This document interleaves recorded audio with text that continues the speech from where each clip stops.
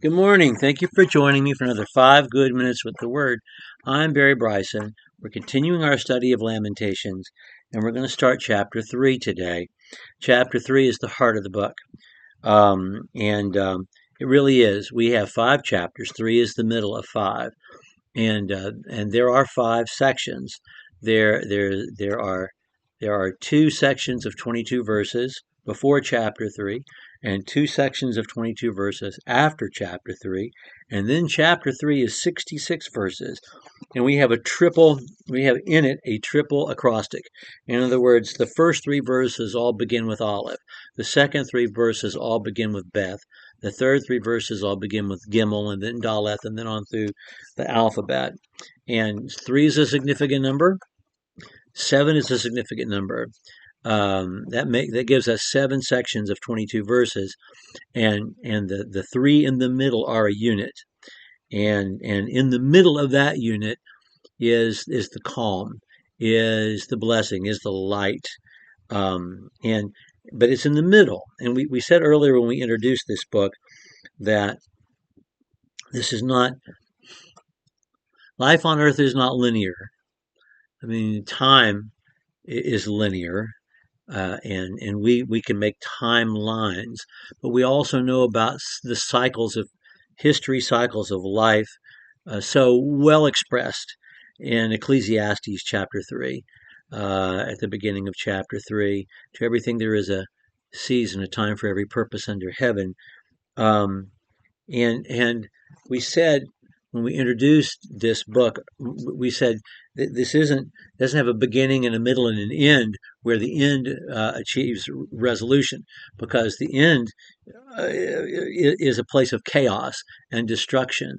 Because this is a dirge, and it's a lament. It's not even a song of remembrance. It's a dirge. It's a lament of destruction, and yet in the middle is the grace of God, the mercy of God, the loving kindness of God is in the middle.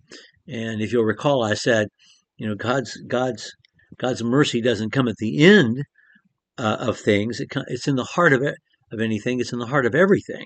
And of course, the love of God will be perfectly manifest at the end of the universe and at the end of time. But as we are experiencing time, we are experiencing cycles and circles. And at the heart of everything is the mercy of God. Well, we're not there yet. Today we're going to read verses 1 through 20. And in the last chapter, in the last half of that second section of 22 verses, the prophet himself starts to speak, and the lament becomes about him and his despair over his people, and that just intensifies in verse 3. And so we've heard him use pronouns to make this about him and the way he feels about his people. But in chapter 3, verse 1, we start with the I. This is about me. This is about the way I feel in this moment. I'm not a journalist. I'm not on the sidelines describing this interaction between a sinful people and her God. I'm involved in it, and this is who I am in this. Chapter 3, we'll begin with verse 1 and read through verse 20. I am the man who has seen affliction because of the rod of his wrath, God's wrath. He has driven me and made me walk in darkness and not light. Surely he has turned his hand repeatedly all day against me.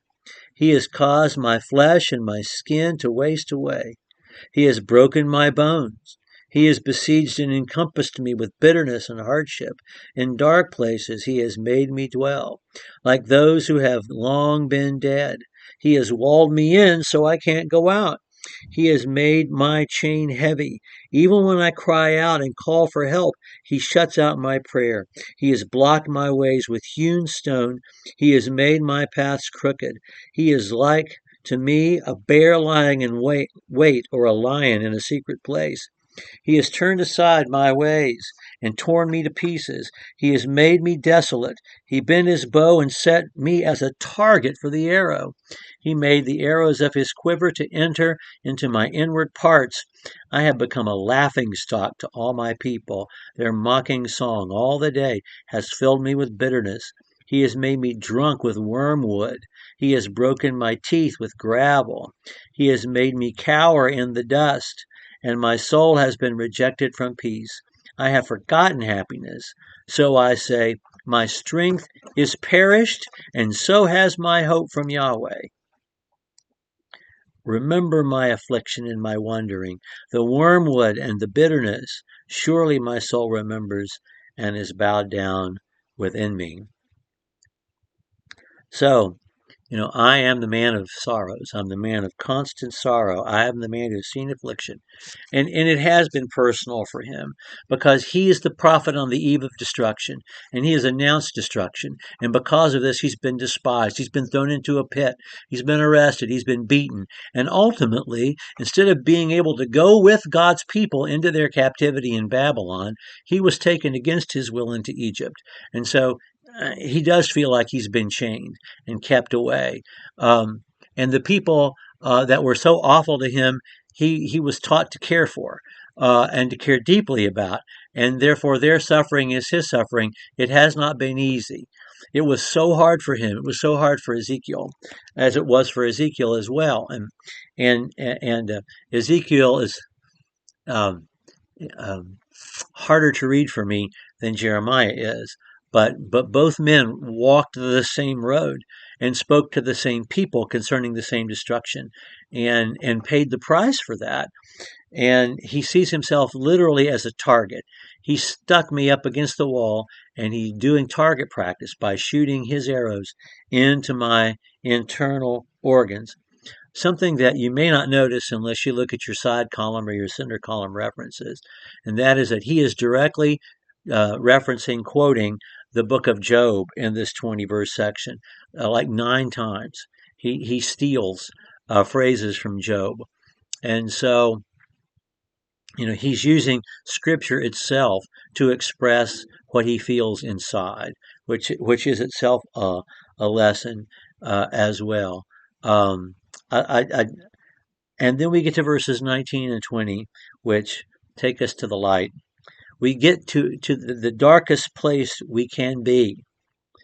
The point where he says, my strength has perished, and so has my hope in Yahweh. Not only am I completely annihilated physically, intellectually, temperamentally, psychologically, but spiritually, I'm dead. I have nothing left. And so he speaks to himself, and he tells himself to remember his affliction. It's almost like this is where I am. So I'm going to dig this mental loop deeper. I'm going to further entrench myself in my self-pity and my sorrow. My soul remembers and is bowed down within me. And it is at this moment when he has given up all hope. It is at this moment when he has yielded utterly to despair and is nestling in to this rut of being defeated and being abandoned, that he finds light and hope. And that's what we'll talk about next time. Thank you for joining me for another 5 good minutes with the Word.